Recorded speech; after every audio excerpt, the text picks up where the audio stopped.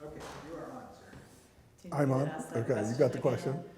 again? I think, for me, the project was years ago when you and I first met, probably about 12 years ago. We started talking about just landscape and this area specifically, the artifacts and everything. And for me, the artifacts is only one part of the overall, I guess, story of what is out there. You have the ruins, you have the artifacts, but what's missing a lot of times from the picture is the people themselves. And so you have to step back into time and look at who was here and why they were here and what were they doing. And I think that's a really important part of all of this is giving voice to the prehistoric people. And you have various tribes that claim an interest into the area, but it's not really who was here first and who was doing this and who was doing that. It's giving voice to the people, because what's missing from all of this is sound, is what should you be hearing? We live in a society where we carry iPads with us and iPods and iPhones full of music. And when we drive in our cars, we roll up our windows and you can't hear the outside noise but the radio in front of you. But in prehistoric times, what you would hear people talking, you would hear people singing. Daily life had a prayer. And it continues today in many traditional families. If you're planting corn, you're saying a prayer. If you're grinding corn, you're saying a prayer. If you're out walking, you're praying. You're praying for weather. You're praying for good rain. You're praying for safety. You're praying for good crops. And so this is a daily occurrence. All of these songs, all these prayers are going on as people are living in these dwellings, and that's what's missing. Is giving them voice. And then as time goes on and you have this project, you have these young men coming out to the reservation for the first time, you have this big project, and they also have a voice. Their voice of leaving their families behind, coming to this strange land, into a strange culture, meeting people who don't speak English or don't speak English very well, eating strange foods. They have a voice. And then you have the people who were there. The Navajo families that provided shelter to them, that provided friendship to them, they also have a voice. And I think that's what most archaeologists miss. And I'm an archaeologist myself. I've been doing archaeology for close to 40 years. But that's the one thing that is missing, is giving people voice, whether it's somebody prehistorically or somebody from 50 years ago or 100 years ago. You have to give them that voice.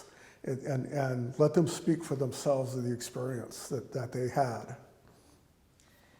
I'm going to ask you a couple of questions that are related directly to just some of the things that we'd like to say in the video that will augment the model. So okay. I love the story about the deities spending the winter in the canyons, and if you could just tell that story now, that would be wonderful. Well, Sigi Canyon is kind of a unique place. It's these wonderful canyon lands, and it's these rolling canyons basically. It's canyon after canyon after canyon out there. And in Navajo tradition, the canyon lands are where the deities go for the winter time. And in the wintertime, the vegetation starts to die off. Everything goes fallow, and it becomes a time of rest. And the canyons provide essentially in the springtime an awakening. And you can associate the spring and the awakening essentially of the deities awakening themselves up and going across the landscape again and making sure that the people are taken care of, the crops are growing, the rain is falling, there's water, the springs are flowing. So it's a time essentially that allows not only nature, but it allows the deities to rest, to kind of recharge their batteries in a sense for the next spring, and into the summer. So there are a lot of stories attached to the canyons. stories of the deities. One of them is the hero twins. It's kind of their resting place for the hero twins, which they made the earth safe for human beings basically by killing all of these monsters. And a lot of the monsters, as they were slain, turned into the rock formations. And so the rock formations themselves have stories that you could attach to it. So when you're looking at a formation, you can say, this is a name for it. And there's the story that goes with it. And this is how this monster, was treating humans. I don't know any specific stories for Segi Canyon offhand, but there's a place called Bears Ears in Utah. And what it is, it's a natural formation, it's a mountain, but if you look at it, it looks like a bear, and his ears are poking up and he's lying there. And the story goes that the bear would lie there and wait, and he would see humans walking across the landscape, and he would jump up and run over there and grab them and eat them, and then go lie down again. And so what they did was they put a fence in front of them. They built a spire. Now, some stories say it was a fence, it was a rock wall, and some say it was a snake that they slew, and they laid the snake across, and his spine is still there. And that kept the bear behind the gate, essentially. And so when he lay down, he turned to stone. And so you can still see kind of, if you look at the formation, you can see his snout and you can see his ears. So that is part of the landscape. So you have stories that, Bears Ears in Utah, the spire is actually in northern Arizona along the San Juan River. But it all ties in. The mythology of the landscape and the legends of the landscape all tie back in.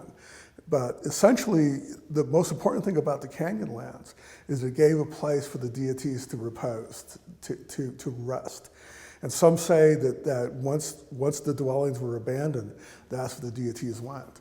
And so a lot of the dwellings, the cliff dwellings, were left alone once they were abandoned, because that's where the gods were resting. And so nobody went up there to disturb them. You just kind of left them there. Talk about that. Well, essentially, the existence was seasonal, was season to season. And so you would plant your crops, and then you always had to set aside seed for the next year. And if you didn't set it aside, you had nothing to grow the following year. So it was definitely a hard time for folks, and they were dependent upon annual rainfall. There were, too much rain, the crops are ruined. Too little rain, the crops are ruined. So it was, and that's why the daily life was prayer. Traditionally, amongst the Navajo and amongst the Hopi who claim ancestry, to the people who occupied these, when they planted, they prayed. Everywhere they went, it was a prayer. It was a song and a prayer, just continuous, because you were always praying for survival, essentially, in a sense. It was constant. When you were grinding corn, you were making sure you were thanking the corn for giving its life to you, for giving you substance. And then as you were setting corn aside, you were assuring that the corn that you set aside was going to be planted, and then it was going to be able to grow and provide you more. It was this constant cycle, and these daily routines were tied into essentially the volume that was coming out of the canyons, the sound, the noise. And that's always been my main focus, is what was it like? What did you hear? What would have you been hearing?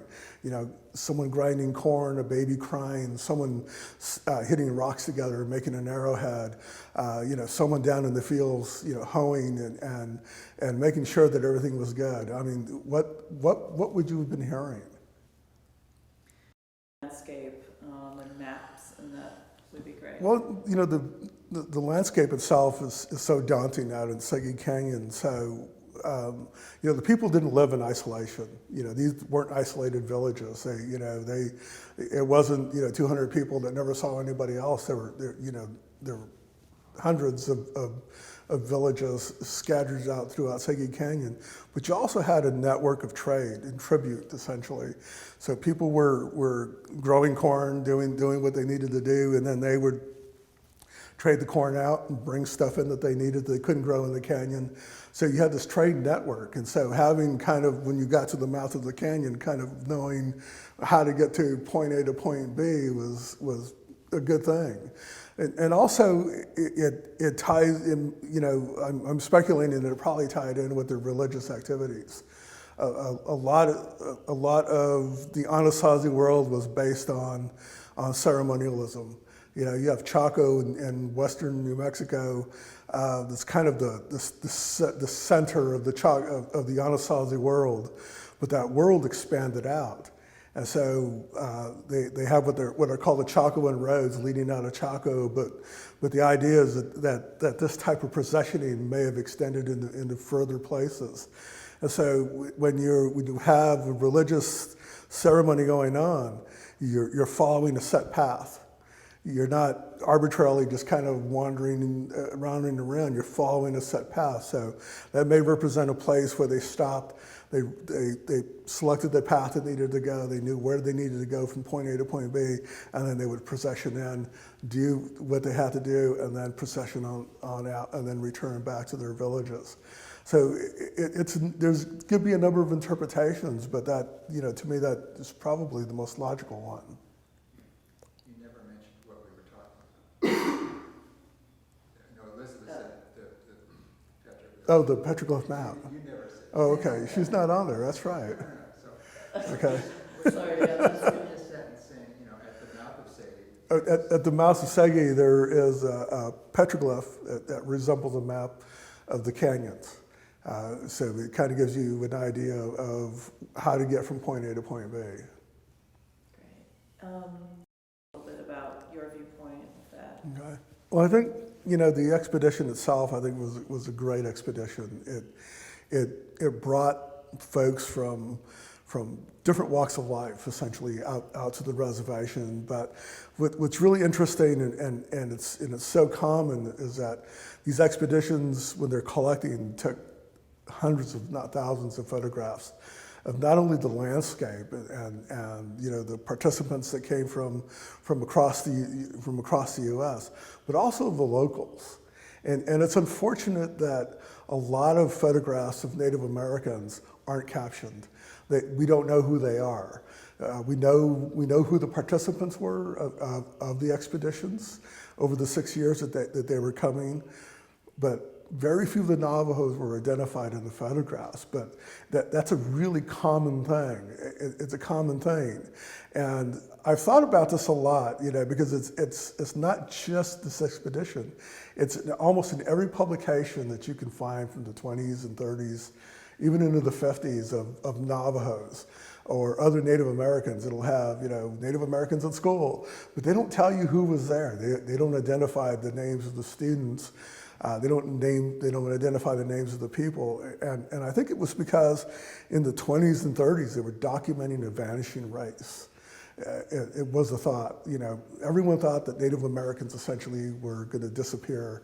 They were going to be assimilated and enculturated and then disappear. And so you didn't have to give a name, I think, to a disappearing race, but needless to say, they didn't go anywhere. They're still here. So I think as part of this project, we need to reach out to the community and reach out to people to say, do you know who these people are? And do you have stories? Because one of the things that people do is they pass down knowledge orally. You know, it still goes on. People talk about projects, they talk about things that happened in the past as if it was yesterday. You know, it's pretty amazing. You can talk to folks and they'll tell you a story that happened 50 years ago, but they make it sound like it happened yesterday. And that's what we need to capture. And then one other thing that we talked about a long time ago was how really the camps of the expedition are sites themselves. Mm-hmm. That they, you know, there are plenty of things that are left there, and yet, you know, I just would love to hear your thoughts about that. Well, you know, with the folks living out there and coming in for 6 years, they were establishing camps along the way. And I know in some areas they were actually dynamiting roads and trails and things. And you know, as an archaeologist, I see those as being part of the archaeological landscape of the area. And so those areas play just as important role as the prehistoric ruins, because it's a page of the history of the archaeology in Arizona and in southern Utah. You know, because as we see, you know, with the work that we're doing now, that's getting done now, archaeology has come a long, long way from doing these big expeditions and collecting all this data to really small projects, you know, all kind of driven by federal law and by federal dollars. And so these guys were the pioneers of the work that we're doing now. So I think it's an important thing to capture, that to look at and say, here's a camp, let's record it too. Let's add this to the archaeological landscape, and what can we do to preserve, or at least to protect these resources. I think that's all I have, but do you have something that you'd like to say in addition, just, you know, your own thoughts, or is something I've forgotten? I mean, there are many things that we could talk about, but. Well, I know one of the things that we talked about early on was how sound carries in the canyons, and I think that's really important. You know, when you talk about not only the daily lives of people into the canyons, but their religious ceremonies. A lot of the cliff dwellings were occupied. Some were occupied seasonally, some may have been occupied year-round. But some of them were built almost like amplifiers. They had rooms that were empty, interior rooms that no one could ever go into because they would just be constantly dark. Some were filled purposely after they were built. And it was almost as if they were building amplifiers in these rooms, you know, kind of moving sound around. And you know, and my thought is, at night, or, you know, during the wintertime, and when they were doing ceremonies and people would start drumming and chanting in these things, the sound would just emanate out of there. And again, you know, when you talk about the prehistoric past, sound carried for miles and miles and miles. You know, it's not the world that we live in now, which is noise. You know, we can block out sound, but in those days, you could hear literally a pin drop miles away, and I think that's really important. Of what kind of sounds were they producing, not only in their daily lives but in their religious lives? How were they functioning ceremonially? Because those would have been carried on through the canyons, especially echoing through the canyons. It must have been just such a wonderful thing to hear. Great, this is fantastic. All right. Yeah. Thank you. You bet.